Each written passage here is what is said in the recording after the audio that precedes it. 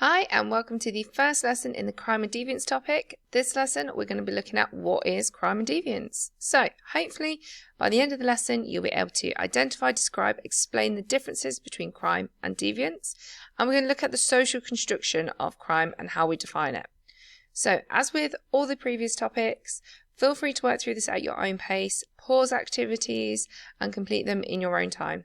So as a starter, are the following things legal? So we have in Georgia to let chickens cross the road, to chew gum in Singapore, to feed pigeons in Venice, and to swear in the United Arab Emirates.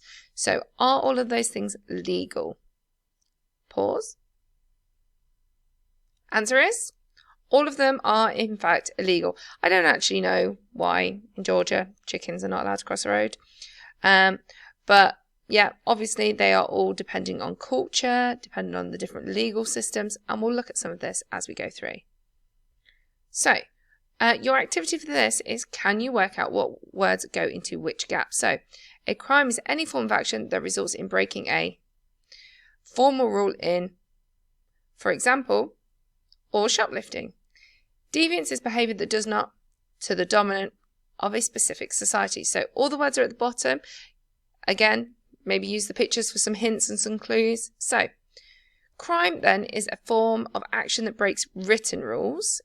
So, for example, this could be murder or shoplifting, whereas deviancy is normally behaviour that doesn't conform to social norms. So, for instance, eating a Kit Kat like a monster. Now, the way to think about this is, what would be the punishments for kind of breaking the law? So, obviously, you should be able to come up with a list of punishments that you would use if somebody breaks the laws. However, think about deviancy. You know, if somebody does eat a Kit Kat like that in front of you, do they get punished? Like what is the kind of reaction to deviant behaviour?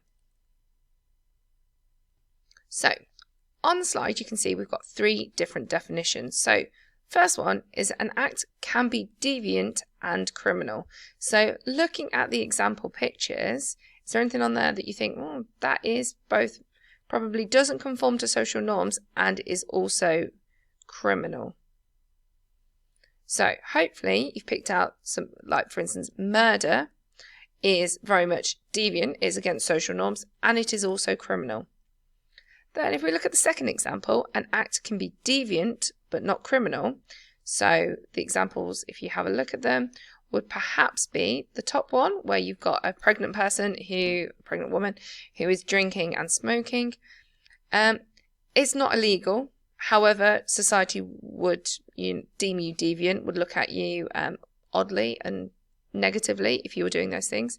Same with the person on the bottom with the shopping trolley and their pants on the outside. It's not criminal, you can do this, but again, you're not conforming to the social norm, so people might think you're a bit odd. And the final one is that an act can be seen as criminal, but not deviant by everybody. So this is actions that people are kind of like, yeah, it's criminal, but they might not see it as being that bad. So again, looking at the pictures, the example there would be speeding.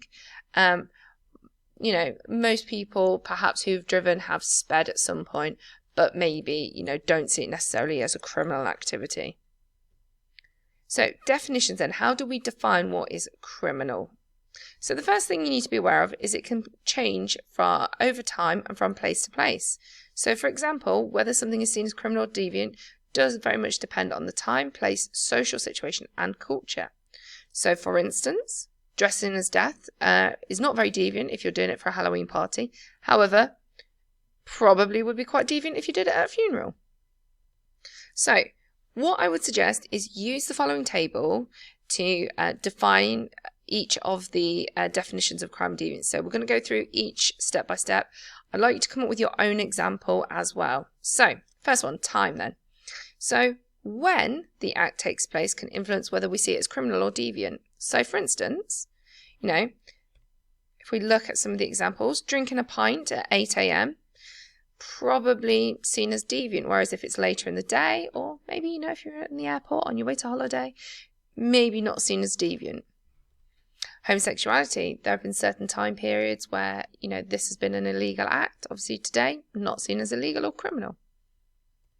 Wearing a seatbelt, so wearing seatbelt has only been a recent-ish law, so there was previous times when, you didn't have to wear it and it wasn't seen as deviant not to do so. Again, you can use my examples to fill in your sheet, but you can also come up with your own as well. The second example that you could use is place. So where the act takes place can influence whether it's criminal or deviant. So for instance, being naked on a nudist beach, completely fine. Or in your home, fine. Naked at a football match could be criminal. Naked at a supermarket, criminal. Coming into school in your birthday suit, criminal. Then we've also got things like social situations. So the context in which something takes place can see whether it's deviant. So for instance, if you boo at a pantomime, completely fine, it's the right environment for it. You do this at a funeral and people will see you as deviant. And the final one would be culture. So different cultures have different expectations, different legal laws. So for instance, in some cultures, alcohol might be criminal. In others, cannabis might be legal. Assisted suicide potentially is legal in other countries. So these show that depending on the country that you are in can impact what is seen as legal or what is seen as criminal and deviant. So, to get you thinking then, can you think of any acts that would be seen as criminal in all times and in all places? Is there anything that is kind of universal? And secondly, can you think of any acts that would be seen as deviant in all times and all places?